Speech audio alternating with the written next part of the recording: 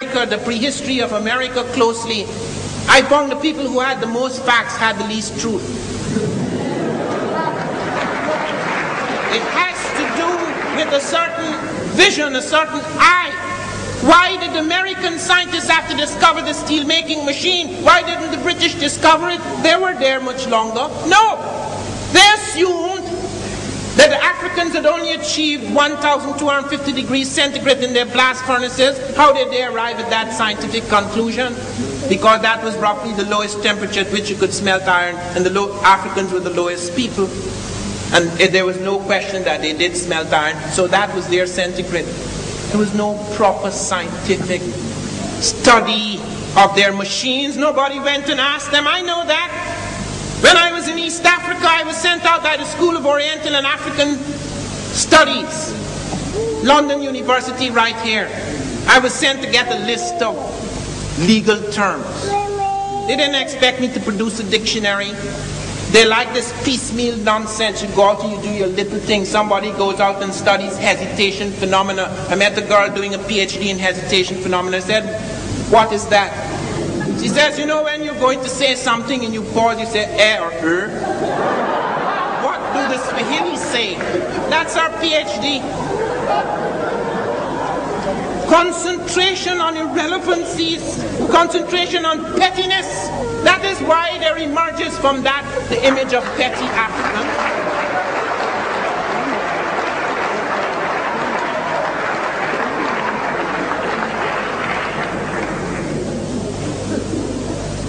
And I asked when I was out there, I saw them making up an enormous word list. They had been spent 3 years making up an enormous word list of legal terms.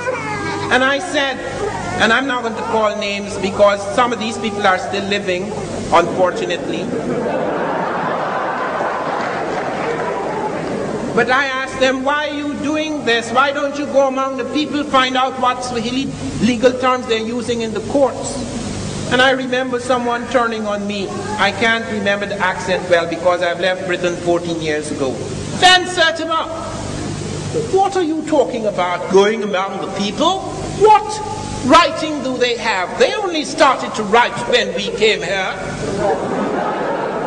I went the first day I was down in Morogoro. I found documents, long legal documents going back before the British times, almost into the German times.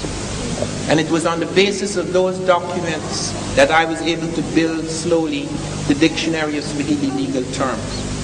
When I came back, they said it was a landmark in Swahili studies, it was an important contribution.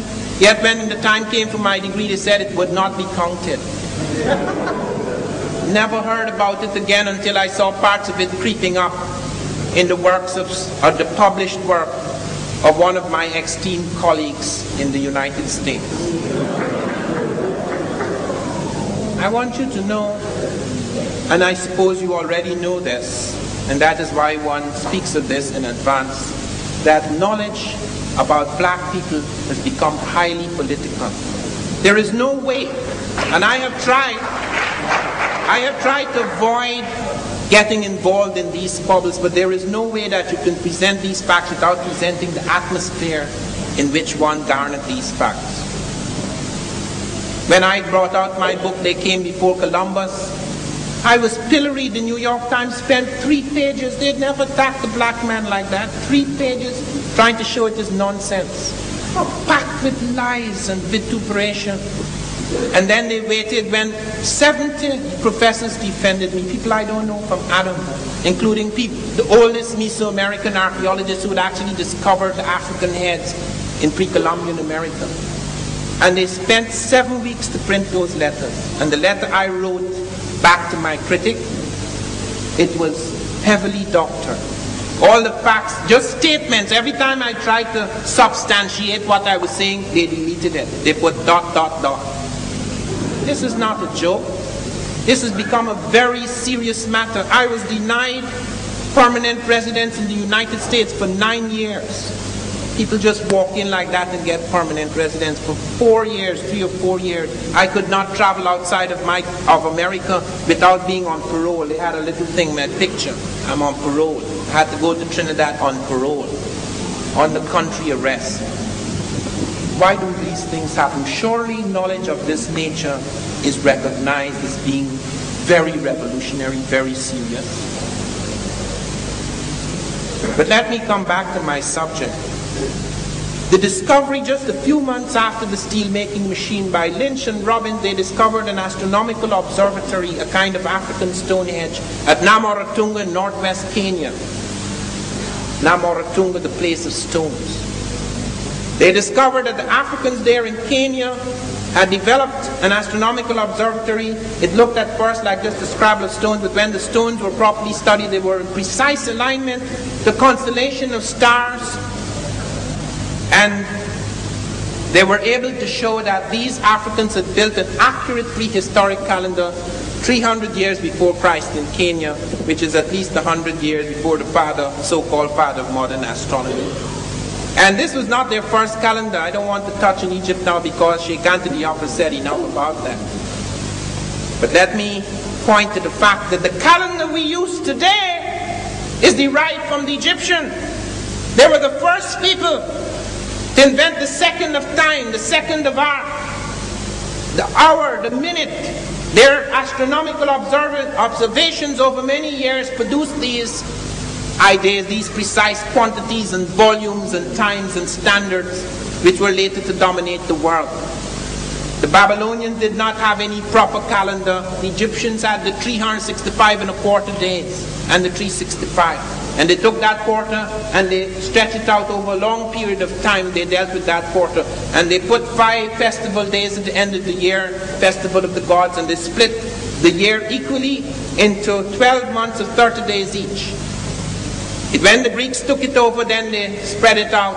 As a result, today we have 28-day months, 29-day months, 30-day months, 31-day months. We need a rhyme in order to remember which is which. That calendar was invented in Ethiopia since 4241 BC. And before I leave Egypt, as I say, I don't want to dwell too much on that, but other parts of Africa. But before I leave that, let me mention the discovery, the significant discovery, which Sheikh Anta Diop pointed to today, of Ta-Seti. The discovery of a monarchy in the Nile Valley preceding the Egyptian, at least 2 centuries before the first Egyptian dynasty. And at Ta-Seti, they found not only architectural forms to which Dr. Diop pointed to this morning, they found the falcon god Horus, they found the crown, the unmistakable, the uniquely shaped crown of the Egyptians. They found the palace facades that were later used by the Egyptians, and above all, they found the hieroglyphs, so that the world's first major writing system is not even Egyptian, it is Ethiopian, it is Sudanic.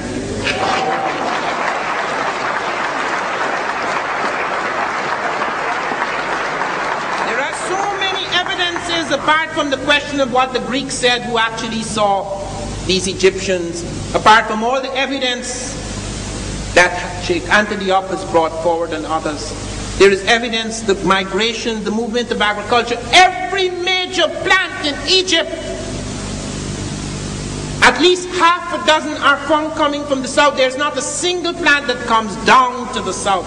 This nonsense about civilization, that civilization in Egypt was created by Asiatics and Caucasoids, and then they brought the light of civilization down to the benighted black barbarians in the south.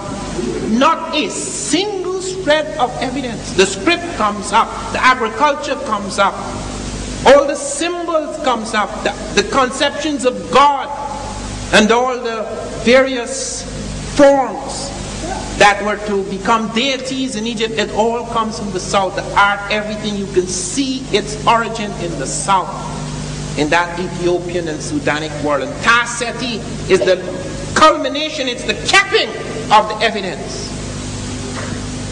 When we look at astronomy, as I was pointing to the calendars and the thing found at Namoratunga, they found something even more startling among the West Africans. In the 13th century AD, about 7 centuries ago, They found Africans were plotting an invisible star, Sirius B. Sirius A is a bright star we all see in the night sky. Sirius B is impossible to see with the naked eye. It is impossible to see it with the naked eye. It has a magnitude of about 8.5. And the Africans not only saw it, they plotted its orbit and trajectory right up to the end of the 20th century, up to the year 1990.